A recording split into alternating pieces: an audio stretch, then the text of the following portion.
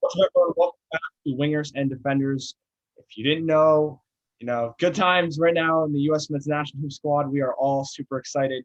Unfortunately, we do not have Joe here. He is currently at work, so we have brought in one of our good friends. Credit to him. So glad to have everybody on. If you haven't subscribed already, just check us out. Subscribe, please. We would really appreciate that. Bring out a lot of content. We have the Euros coming. Some major news for Manchester United, Arsenal, and Liverpool maybe coming in the summer, even though before we started recording, we were talking about Leicester City's deals instead of ours. But yeah, overall, super excited. We're going to break down everything from last night's game, how the U.S. men's national team managed to beat Mexico, and how we look going forward. So we'll just get started. Jake, how you doing? Doing well. Very, very fun game yesterday. I was not expecting it. I thought it was going to be ugly from the beginning after that goal, but that result really, made my day and made my week probably. Very big win. And Tommy?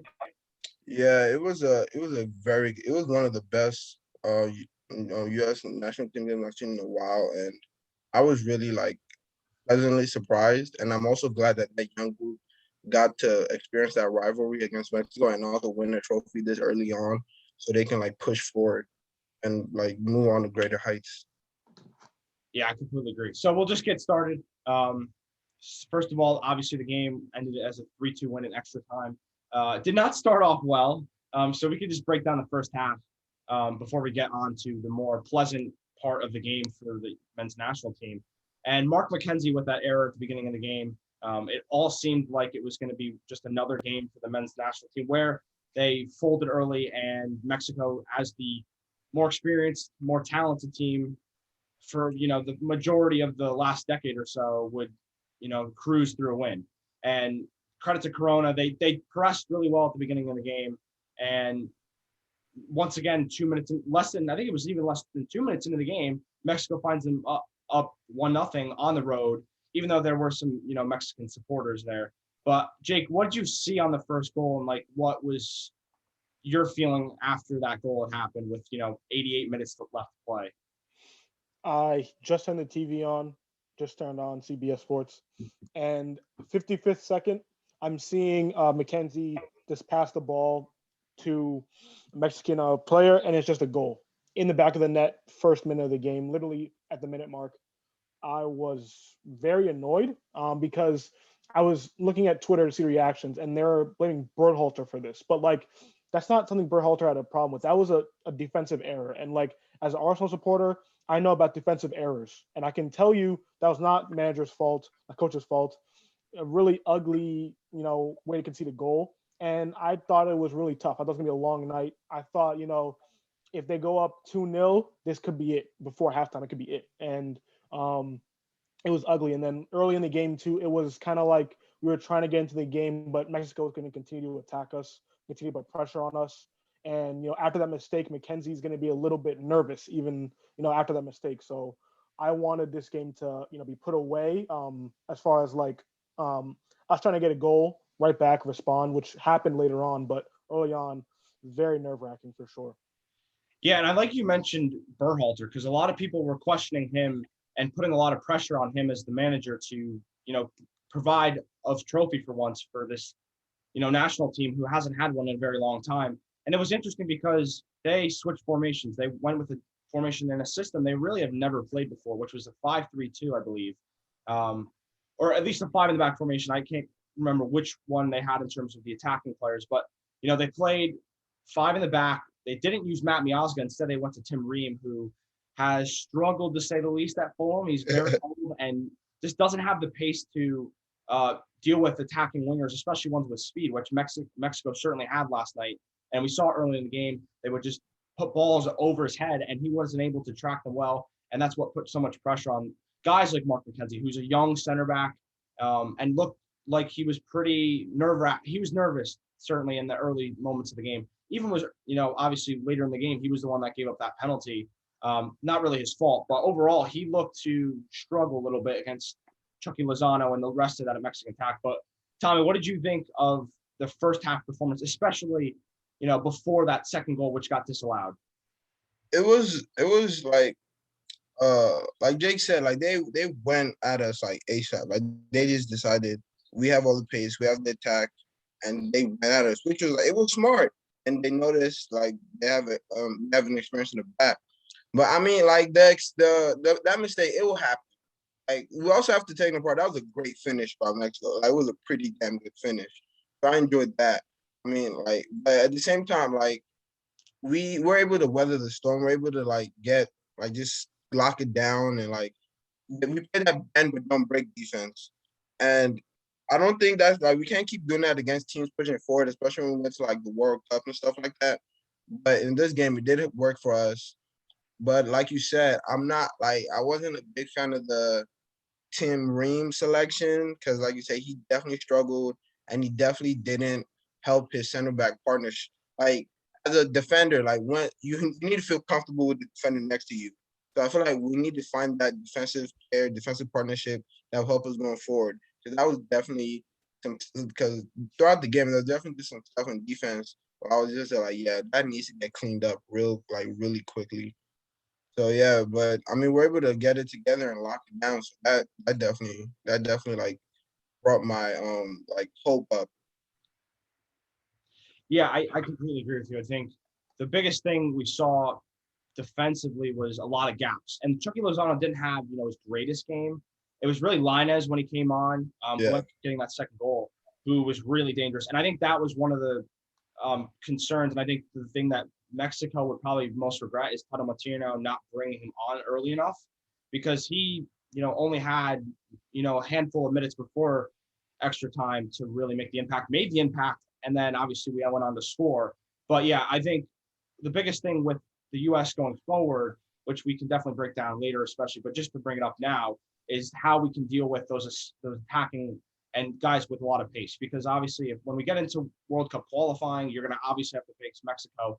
But even when you just get into a World Cup, if we can get there, which fingers crossed we can finally, qualify for that, you're going to be dealing with the likes of Mbappe, Cristiano Ronaldo. I mean, there's so many different guys across European teams, South American teams. The list goes on. There's so many good attacking wingers in the world right now. So we need to figure out a way to defend that well. And when you're playing a five and back, which they never played before, I guess that's kind of expected because they weren't supposed to, know how to play in that system, especially when guys like Pulisic, Zach Steffen were just coming back from a European final. So yeah, that was interesting. But we'll move on to, one of the bigger moments in the game. And it was, the VAR call towards the end of the first half, which was a goal disallowed by, of course, VAR that Mexico, had 2-0. Luckily, they were just offsides. But then, and you won't see this on the telecast, but Gio Reyna stand account, which is Jake's name right now, a couple minutes later, he comes up with the goal. And next thing USA didn't play their best half of the, this campaign for sure, especially considering the way they looked against Honduras. But they get up the goal at the end of the first half, and next thing you know, everything feels completely different going into that, break. So I guess what I want to ask from you, Jake, is, what you've seen from Gio and how good that was to feel for him to get that first goal in a big game for him. Yeah, I mean, right place at the right time. Off of a corner, Christian Pulisic corner. And, I don't know who headed the ball, but off the post in the right place at the right time. Easy finish. And, that's the player that he is. He's a guy that's going to get in the right place at the right time. And, I'm happy that he was able to get that goal. I thought that if we were going to win this game, he was going to be a player that needed to have a big game. And he did show up, I think, very well. And, I'm happy he got that goal. We got to see his family in the stands as well, celebrating.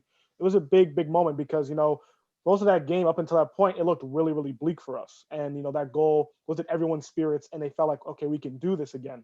So it was very big for everyone involved. Yeah, I completely agree. But and the fact that he's, so young, he's only 18, like we're talking about a guy that just scored in probably the biggest game for the U.S. men's national team in a pretty good amount of time. It's been a while since the game meant that much. But Tommy, what did you think of Reyna's performance, especially, until he came off, he was one of the best players on the pitch for the U.S. Every time I've watched him for the national team, he's always like a critical player. And that's what I really like. You say he's 18 and he's already been a critical player like that. One thing I wanted to see, or like I'm excited to see moving forward, is when him and Pulisic develop that like partnership, or they both like mature more and start to link up more. I feel like it would be absolutely beautiful and deadly. But like Jake was saying, like sometimes you don't have to score the great goal, you don't have to score a screamer, you don't have to score a 40-yarder, just be at the right place at the right time. That's one of the most underappreciated in footy in general, being able to be at the right place in the right time. And he read that perfectly, read the miss or the save perfectly, and was able to score the rebound. So that was really integral. And like you said, he was till he came off. He was helping us create chances. He was pushing the ball forward, and he was just overall like I think it was overall a very good performance for him. And again, he's only 18, so he will still mature. He will still grow. And this was his very first big game. I think for Dortmund, he's played in like maybe one final, and that was the DFB Pokal. So for him to even get this game time in the final experience against a rival in a somewhat hostile territory, because like you said, there were Mexican fans there. So that definitely will build his confidence. That would definitely get him going. And I'm glad he was able to score. And I personally think he did pretty well. Yeah, I completely agree. So, I mean, overall, I think all three of us agree. I think the feeling, going into the second half was we had all to play for. I think because of how poor we looked at times, especially for a majority of that first half, we looked like we had no chance of, getting that equalizer. We looked like we were going to give up a second or a third, but luckily we went into halftime 1-1. And then everything started to change. I think once Greg Berhalter made those adjustments, where credit to him, he started off with a 5-back formation, but looked to adjust it. Bringing on the guys like Jordan Sibachu, who I felt should have started over Josh Sargent, but Josh Sargent, did provide some, what he's always been known for, and I think that's going to be the interesting thing for him going forward is, his work rate. But he needs to become more of a clinical finisher, and he doesn't have the service necessarily at Werder Bremen, who I believe went back down to Bundesliga 2, compared to Jordan Sibachu, who now has a permanent deal at Young Boys, looked really good for them. Even had some great goals against Bayern Leverkusen in the Europa League. So he's doing it against high-class defenders. But he also brought on Timothy Weah, who, me and Tommy have high love for. He's one of my favorite players. I really enjoy him. And I was talking to someone, and they brought out something like the way he was able to, he was pressing Ochoa even. He was, he has excellent pace. He was pressing him. He was always just getting there, bothering around that area. So I love that. Yeah, no, and I completely agree with you. I think as soon as he came on, he started to play very direct. He was making a ton of runs on the wing, putting balls into the box, putting a lot of pressure on that Mexican defense. And it really, made it a lot more interesting for us. And I think it was also important for him to bring off Sergino Dest, who didn't look particularly great. Obviously, we know what kind of talent he has and what kind of potential he has, not only for Barcelona, but for us. But he didn't look particularly great. I think playing him on the left, I think that's going to be an interesting thing for Berhalter over the next, couple seasons. He's going to have to figure out whether or not he wants to play him on the left, where he has more freedom, or the right instead of, the likes of Reggie Cannon. DeAndre Yedlin, who we forgot to mention in the beginning of the video, also is made a return to the national team after, a couple seasons back. He was known as that young right back. He made that World Cup team in 2014. Everybody was like, oh, this is the new guy on the scene. He even was at Spurs, Newcastle, but obviously now he's back in Turkey with Galatasaray, I believe. Yeah. But yeah, it's interesting to see, but everything changed. But credit to Lainez, who we mentioned before. I mean, he's been great in the Spanish league, and he comes up very direct and scores that goal. But I mean, once again, we talked about it before. I mean, the moment that goes in, we were thinking, it's probably all for it. There was only 10 minutes about left in the game. So, Jake, I guess when that goal went in, what was the mentality you had watching from your TV? Yeah, it was 78th, 79th minute, very late. And I thought, whoever scores next is going to win the game, in my opinion. That's how I felt. And, Lions got the ball, cut him with the left, and I got really nervous because I saw he was making runs all game when he came on. And he scored that goal, and I thought, yeah, this might be it for us. And I was really not confident in our ability to get a goal really quickly, which we did, very surprisingly.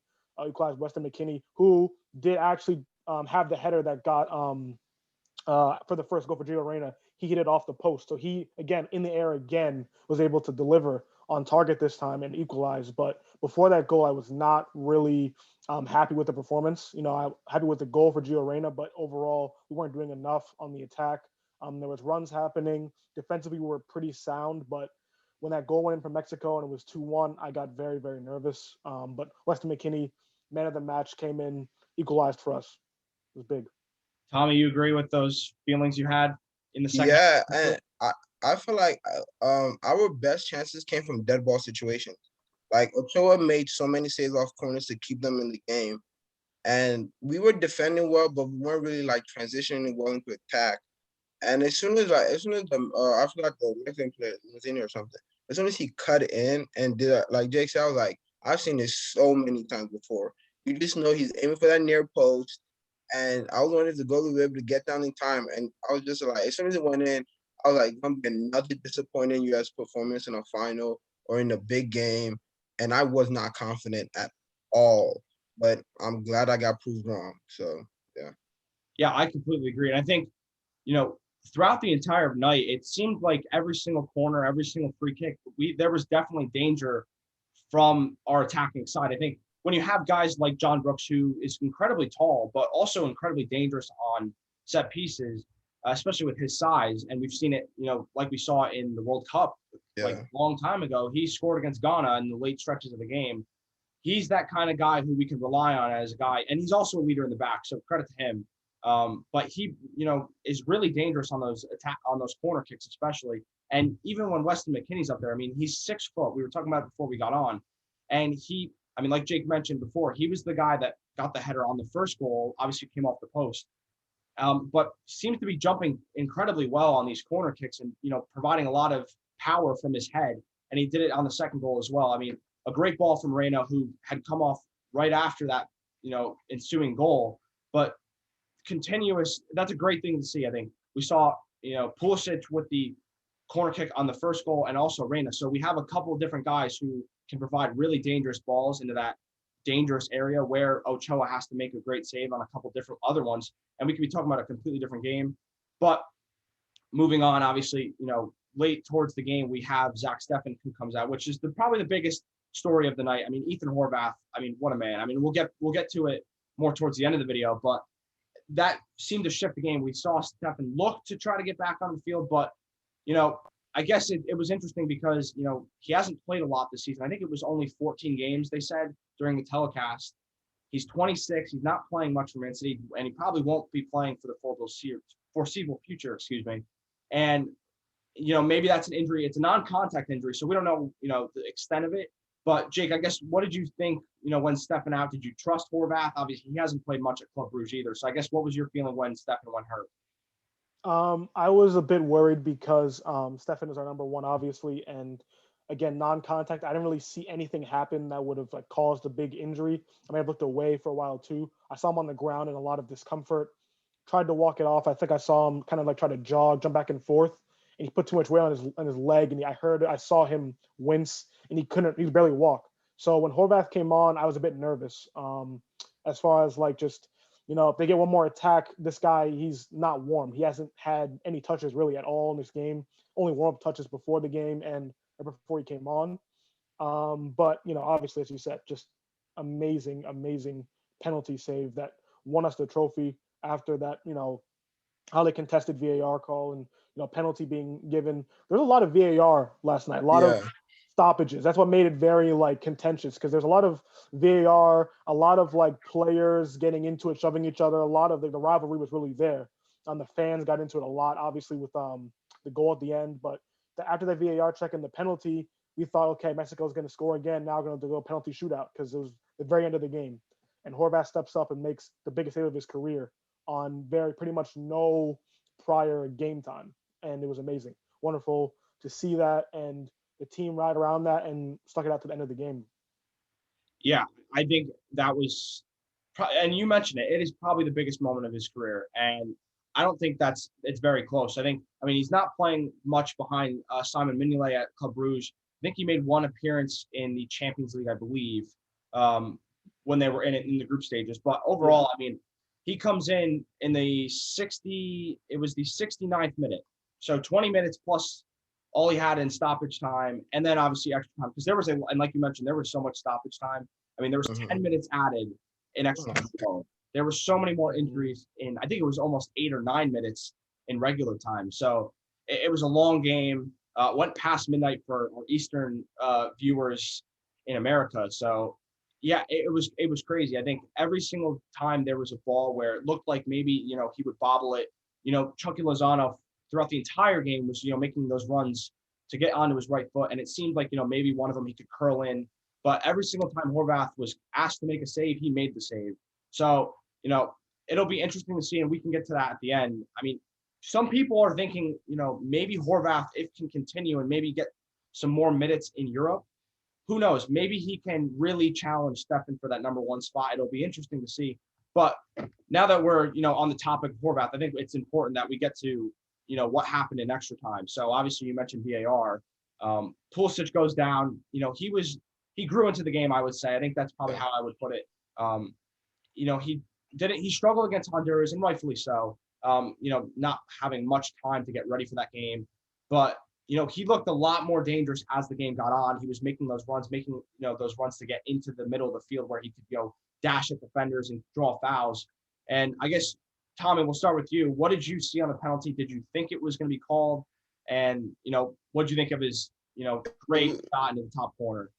It was one of those penalties where, like, I could see it if it wasn't given, but at the same time, I could also see it given because the way the defenders came, like they sort of like cut him off and then like took him out. They took his legs out from under him pretty much. And it sounds like, oh, that's just a physical play. I could see it, but at the same time, I could see the ref giving the penalty. I remember there was a game against Man City where I think it was Bernardo Silva did something like that, similar to Rashford, where he just cut across him and sort of like took his legs out.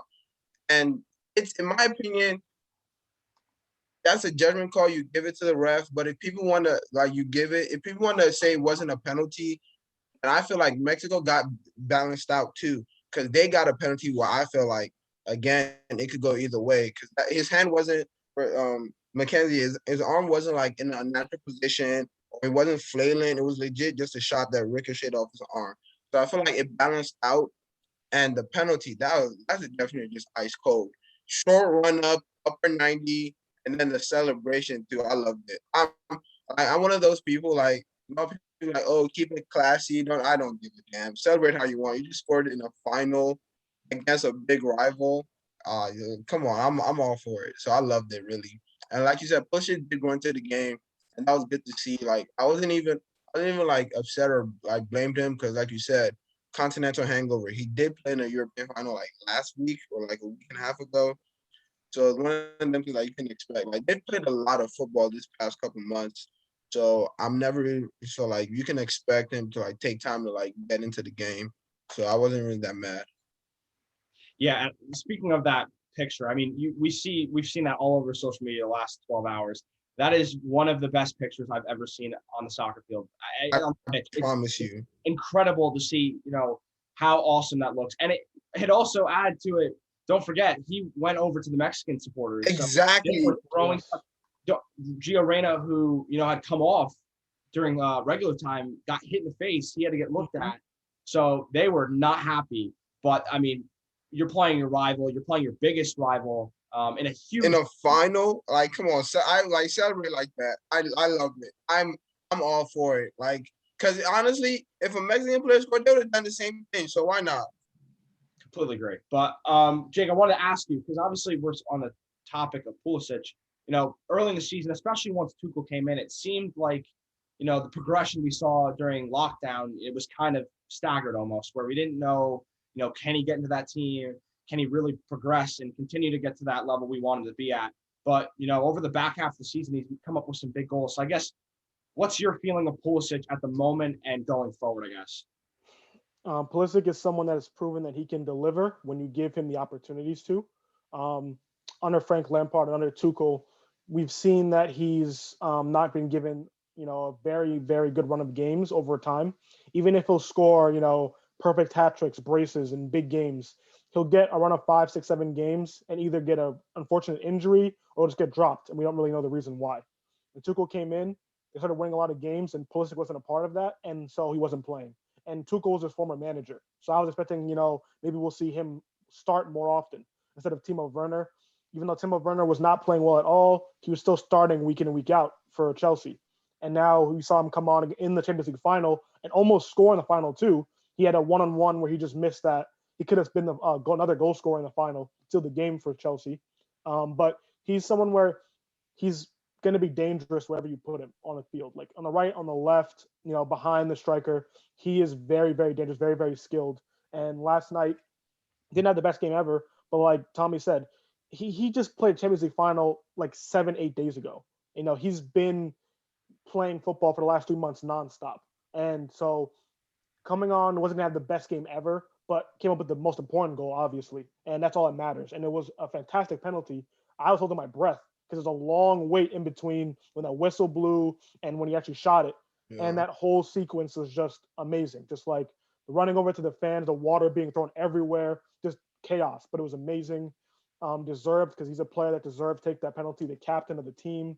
And just, it was something where, he has that confidence. He just came off a Champions League final. He has 2 trophies in 2 weeks. Like, what can you be mad about? If you're Pulisic next season, try to get that starting position away from Werner. Become that guy that's going to be the certified left winger, or that winger on Chelsea that's going to be able to put up numbers for them. Because I think he's better than Werner, and he's proven it. 2 trophies, big confidence builder going into the summer for sure. I genuinely think I was a Chelsea friend, and I was talking to him. Without Pulisic, especially last season, without Pulisic, Chelsea's attack does not flow. I'm not sure if you guys remember the FA Cup final last year against Arsenal. You saw when he went off, they got so stagnant. Mm-hmm. And I give great credit to Mason Mount. I don't know when I was wrong. I thought Mount was, but he's grown and he's definitely helped the attack now. But I generally think Mount and Pulisic are the 2 most important Chelsea attackers, right? Like without take those out, and Chelsea's nothing more than Crystal Palace in blue, in my opinion. That's it. Yeah, I think that's one interesting way to put it. I think personally, and we can definitely discuss this throughout the summer, I think we're going to see a better season from Kai Havertz, but you're spot on there. Mason Mount's world-class. Pulisic is starting to get to that level where we start talking about him as a really top winger in the Premier League. I think if he gets the minutes, he will show that again. But yeah, I like what you mentioned, Jake, because as the captain, I think we're really seeing him build into that leader in that team. I mean, he went over to Horvath before the penalty. He felt like he was going to save it, and he said that in the post-game conference. But he is really, building himself up into not only the best player on our team, but the best leader on the team as well. And I think we'll get to the other guy who I think, deserves a shout as the captain, and that's Weston McKennie. I think he was man of the match, given man of the match.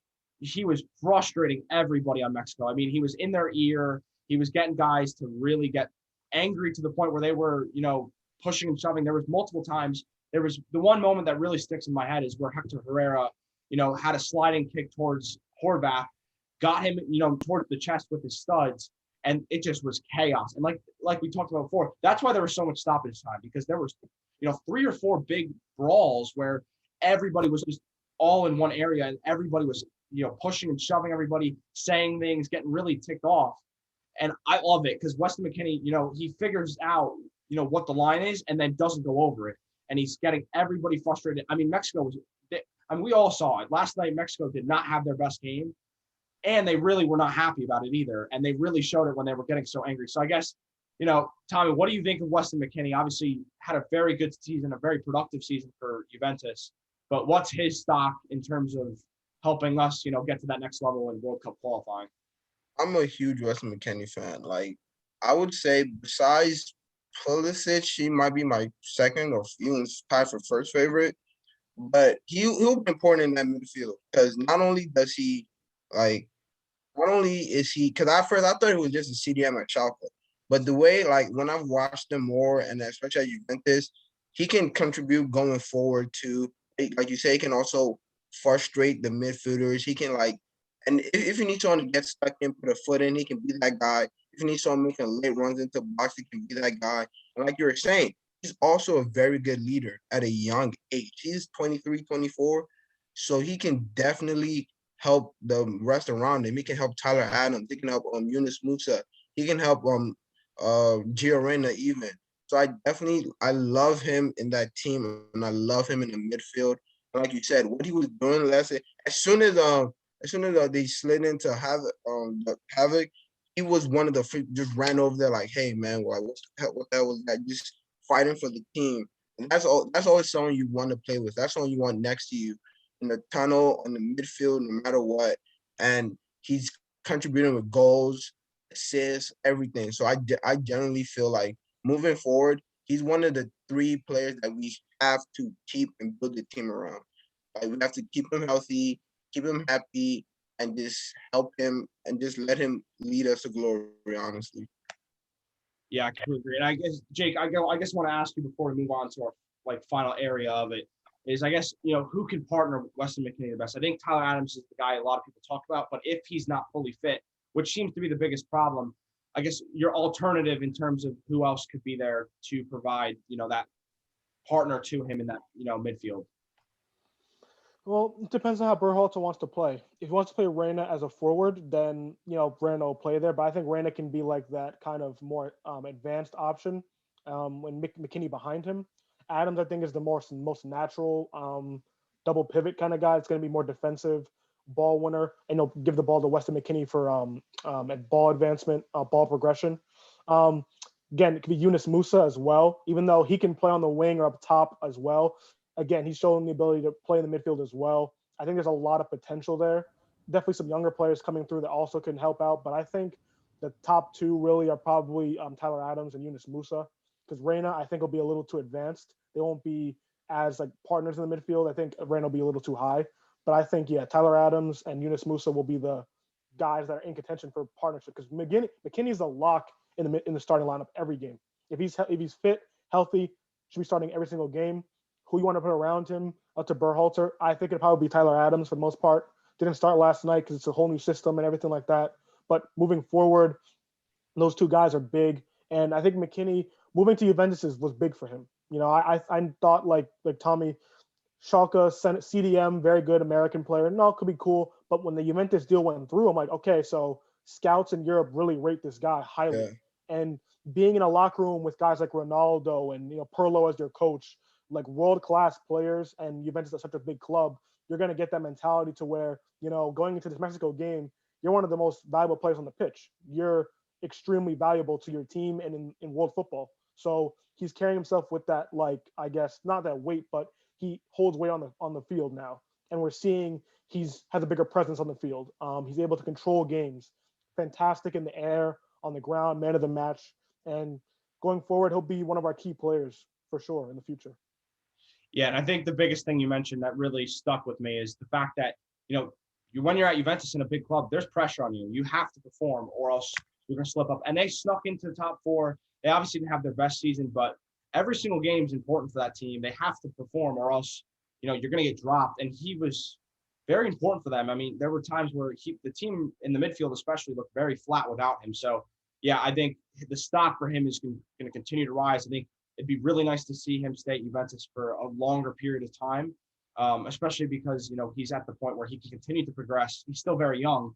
But, yeah, I mean, originally at Schalke, I think the reputation was nice, like a good midfielder who's got some promise. But, obviously we saw Schalke, who got relegated and looked terrible without him. They're clearly not, a team that we wanted him to be around. So it's great to see him, playing for a high club like Juventus. But I guess the last thing we should, run through, and us 3 and how we feel is, our feelings towards, what's next for this team. I guess how you feel going into World Cup qualifying, because that's the biggest thing. Gold Cup, that's important, but we're not going to see the main squad be playing in that. So I guess, Tommy, we'll start with you. What's your feeling towards World Cup qualifying, and do you feel that we will be the top dogs, I guess, in CONCACAF going into World Cup? Yeah, I feel like there's definitely going to be a target on our backs now, especially after this trophy. And I'm excited. I'm glad that this young group, Best, McKennie, Pulisic, Reyna, I'm glad that they all got together and were able to win a trophy. Like, no matter what it was, I'm glad they were able to experience the final and win a trophy. So I definitely am excited to see going into World Cup qualifiers. I feel like they can do it. This team is quality. And they just need to lock it down and get in and just focus and get it done. I feel like Berhalter also has to decide what formation he wants. As like you said, randomly playing a five in the back in a final, I personally don't like that. Like you're free to try new stuff, but do it in like do it in the middle, like not in the final. You stick with what got you there and what you know. And I Not like personally, Pep Guardiola. yeah, exactly. Yeah, don't be like that fraud. I feel like personally the best formation moving forward for us is a three in the middle with Yunus Musa, McKennie and Tyler Adams as the holding midfielder. And to end it, I would like to see Sergino Dest on the right. And there's this kid at Fulham. I also forget his name. Anthony Robinson. Anthony Robinson. I enjoy him. Like I understand. I know he has his flaws and all that stuff, but I feel like he has some promise, and I would like to see him on the left, and I think Sergino Dest is beautiful on the right because at Barca when he played right back or wing back, he was sensational. So I personally feel like that's what I want to see going forward. But I'm excited going to World Cup qualifiers, and I really think like they can do it. They can qualify. I don't want to say pretty easily because CONCACAF always somehow surprises me somewhere or the other, but I feel like they can do it. Jake, you agree? Yeah, I think this is a big confidence booster for everybody going into qualifying. And qualifying is, what we need to perform because, obviously the last few years we've been poor, didn't qualify the last World Cup. We've been poor in qualifiers. We need to show that we are a serious team that may not compete for World Cup in the next one, but 2026 and beyond, that we have the club to do that. Because I saw starting lineup, I think 10 of the 11 players that started, except for Kylian Acosta, all play in Europe. They all Yeah. play at top level European clubs. And then, you bring on Timothy Weah, who plays at Lille, a winner in his league. We have that quality in our team. So World Cup qualifying is going to be very interesting. We're going to need to perform every single game because we cannot have it come down to, the last few games when we need to win these games. Because I want us to get our work done early, qualify, not early, but like on time, do our job. So we don't have to, have a lot of pressure on us. The more the pressure builds, I get more nervous for our team because last time that happened, we had to beat, I think, Jamaica Yeah. and Trinidad, I think, someone like that, and we drew and lost. And that was after we had guarantees from Tim Howard, other people saying we were going to win, go to the World Cup, and we lost. So we need to get our job done early. This is a big first step into showing this team that, we're one of the best teams on this side of the world. We get to keep showing that we have that quality and actually just, execute for sure. Yeah, and I like what you said, Tommy, because, in CONCACAF, there's a lot of gritty teams, I would say, where, they might not necessarily have that attacking quality and those guys that'll really like widen your eyes where you're like, Yeah. wow, this is a really great player. But seems to be like all these different teams play very, organized football. You have teams like Honduras, teams like Costa Rica who are really difficult to break down. And, clearly US has a lot of attacking talent and a lot of guys who like to play direct, like players like Pulisic, Reyna, who like to dribble in and out of players and create chances that way. But when you have those teams like Costa Rica, Honduras, Trinidad and Tobago, there's a list of them, Jamaica, even Canada, who seems to be coming onto the rise with guys like Alphonso Davies, Jonathan David at Lille, once again, another winner. You have these teams that are going to be difficult to break down. So I think, how we perform against those teams are going to be the most interesting. Obviously, when you play Mexico, it's going to be more even, maybe even more Mexico playing more direct. But, a lot of these teams are going to play very sit back football where they're like, okay, you can do whatever you want on the ball, but let's see you actually create clear cut chances. And I think going off that, I think the biggest thing for me is that striker position. Is it going to be Jordan Sibachu? Is it going to be Daryl DK, who didn't even get to see, who was great at Barnsley in the championship, almost helped them get to the top division in the Premier League? Or is it going to be Josh Sargent? I think one of those three is probably going to be your option, but whether or not we see him, give Sibachu a couple more chances because he's looked great. He obviously we don't get to this final and win this thing without him, Yeah. Going in and being very aggressive when he got in for those last 15 minutes against Honduras and, getting that header to win the game. But Josh Sargent, I think it'll be interesting to see whether or not he leaves Werder Bremen because that's going to be the key. If he stays there and performs in the Bundesliga 2, that's great and all, and he might score a lot of goals, but that's not against the competition we want him playing against. So it'll be interesting to see. I also agree. I think I'm not going to guarantee we're going to be, more, we're going to show more of our quality in World Cup qualifying than Mexico. But I think I'm fairly confident we're going to be right there with them. We do need to get our work done early. That is completely, the only way I could put it is exactly how Jake said it. You need to get your work done early so you don't have those high pressure games against the likes of, Honduras, Costa Rica, Trinidad and Tobago, where you have to go on a road in the hostile environment and win, or even get a draw when, your back's against the wall. So I think that's the biggest interesting thing. But thank you so much for watching this. It has been a crazy, 48 hours for the U.S. men's national team and all of their supporters. Please like and subscribe. We will be bringing out a lot of content during the Euros and the summer transfer window. So stay tuned for much more. But that's all for us today.